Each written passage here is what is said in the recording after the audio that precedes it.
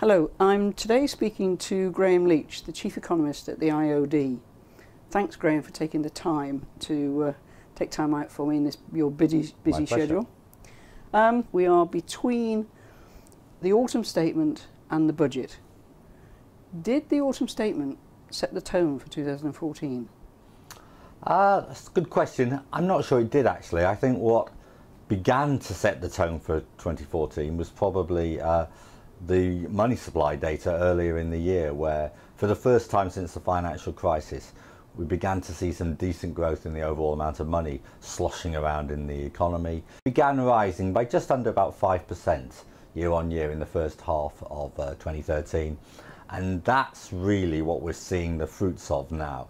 The money supply data is feeding through into the real economy. Did in the second half of 2013, will do even more so in the first half of 2014 and through into the beginning of next year. What the autumn statement did was really confirm that the economy wasn't going through what I used to call one hell of a recovery, the L-shaped recovery. It wasn't a V-shaped, and it isn't a V-shape now, but it's certainly somewhere between L and V for the first time since the financial crisis. So that was a really good news. The Chancellor sort of confirmed the good news. The OBR updated their forecasts. They still think actually that the OBR is behind the curve. I think the outlook for 2014 is going to exceed expectations here. But before you get too carried away, or I get too carried away, I think it begins to level off in 2015. But it looks like pretty good news for the next 12 months. So going forward then, in 2014, we're going to grow. And I noticed recently we've had inflation figures at about 2%, which is the government's target. Does that bode well for 2014 as well? Very interesting story around the sort of growth and inflation story. The latest numbers show that inflation is back on target, quite unusually actually. It's normally been way above target. So it's back on target at 2% and could actually ease further downwards, but actually below target in the near term. But you're thinking, what does that mean given we're forecasting growth will continue? Well, the key thing is that we don't expect GDP growth to be that far above trend. In other words, we're not looking at 3.5%, 4%. We're probably looking at 3% tops this year, which is a little bit above trend growth, which is probably down to 2% now, or fractionally less. But we're not expecting that bit to be sustained, that sort of growth rate. There are supply side constraints. There's still too much activity in the public sector. The private sector is overtaxed and overregulated. So what we're likely to see is a little bit of an easing off in inflation this year. And everybody was saying, this is fantastic, we've got faster growth and slower inflation, but then the story begins to change, and I think the curves begin to cross. And I think into next year, because of supply side constraints, inflationary pressures will begin to pick up a little bit as spare capacity is used up in the economy as well.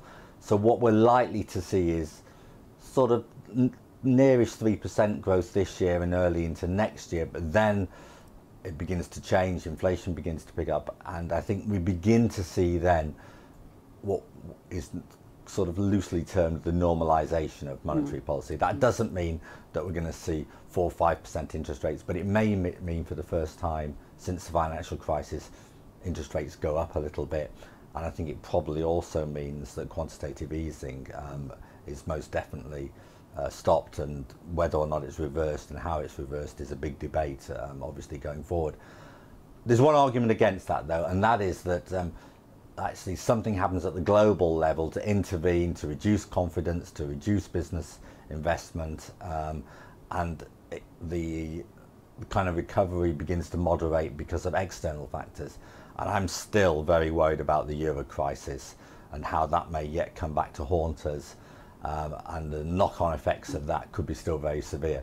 So even though from a domestic perspective the UK outlook looks good, I still worry about the euro crisis returning and putting the mockers on any sort of continued recovery next year. Okay. Can I broaden it out then and talk about the international environment that UK PLC works in? Where do you see the opportunities for UK PLC? Which countries, etc., do you see? opportunities? Well, you know, one of the biggest problems is that we export so much to a part of the world, i.e. the Eurozone, which is really suffering at the moment. Clearly, the faster growing markets in Asia have to be a UK export priority. But also, you know, the US economy is chugging along quite nicely at the moment and likely to do so this year as well. Again, if there was any kind of Euro crisis, that would damage the US growth as well because of the impact on the financial system in Europe and globally. But certainly over the next 12 months, the US looks pretty good as well. So domestically, pick up in growth, US opportunities, but obviously the fastest growing markets remain in Asia. Although even there, I'm a little concerned about the outlook in China. I think the story of the next 10 years in China is going to be lower GDP growth than we've seen in the past and greater volatility as well. But the one argument against that and the one offsetting feature there, of course, is that China is one of the few places in the globe where if they really want to unleash fiscal policy, they've got the room to do that as well. And I think it's almost certain that they would do so. Chinese authorities are petrified about rising unemployment and social unrest as a result of it, and the risk to the Chinese Communist Party and its grip on power. So even if China does have what you might call a hard landing or a quasi-hard landing, there'll be a pretty vigorous response to it. So. And the long-term story in China isn't unchanged. Even if they had a couple of bad years, the long-term story is good, and UK companies need to take advantage of that. Lovely. Thanks, Graeme. What are the issues over the next couple of years coming for PLC in the UK? Well, I think the key issues remain economic uncertainty and how business responds to that. We're in a globalised economy which is much more interlinked than in the past, and so our sensitivity to global events is greater as well. And you know, we have to recognise that we have the challenges of uncertainty, but equally, you know, fortune favours the bold, and if they invest overseas for the long term, there is a really great opportunity for UK PLC. We are a very globalised economy. Our overseas investments are massive. But we need to increase them even further if we're going to generate the overseas income. We need to help pay for that trade deficit in goods, which is rather sticky, and whenever we grow a little bit faster, becomes a problem. Okay, and still talking about UK PLC, but looking at the government, should the government do anything different over the next couple of years to help UK PLC? Gosh, lots the government could do. I mean, obviously the restraints of being in coalition. We would have liked the government to go further and faster with deficit reduction.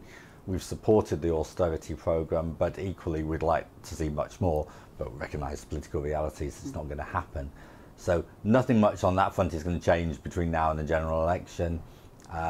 Probably the government and the Chancellor, you know, are going to commit to more austerity on top of the sort of welfare cuts they've already talked about, because it is going to get difficult.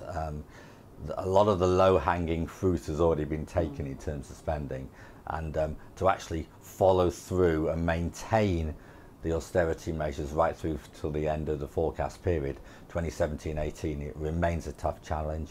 But government, all political parties, we think, has got to commit to that, because otherwise we will be in trouble and the fiscal pressures in the financial markets will return. But what we need to see as well is much greater supply side reform. And that's manifested in a whole range of activities. Reducing the tax burden, sending the right signals to inward investors by going further and faster on reductions in corporation tax, reducing the highest rate of income tax, reducing the regulatory burden, and on infrastructure, making the right decisions, committing not just to a third runway at Heathrow, but for a fourth runway at Heathrow as well, and really making the decisions on energy policy as well, and with regard to the planning system, to really provide the environment in which the private sector can thrive. At the moment, there is too much uncertainty because of economic factors in the short term, and too much uncertainty driven by political factors in the longer term in terms of transport infrastructure, energy infrastructure and the planning system. Lovely.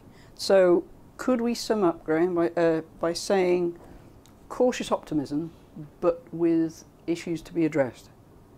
Well, certainly I feel optimistic about the next 12 months, but I'm fearful of the downside risks, without any doubt. So cautious optimism in the short term. In the medium to long term, it all depends on the politicians. And at the moment, free markets, the case for capitalism, if anything, because of what's happened because of the financial crisis, and because of inadequate regulation, let's say with regard to utilities, free markets and capitalism are probably in retreat at the moment, and that does make me very nervous. Okay. Thank you very much, Graham. Thank you. Much appreciated your time. Thank you.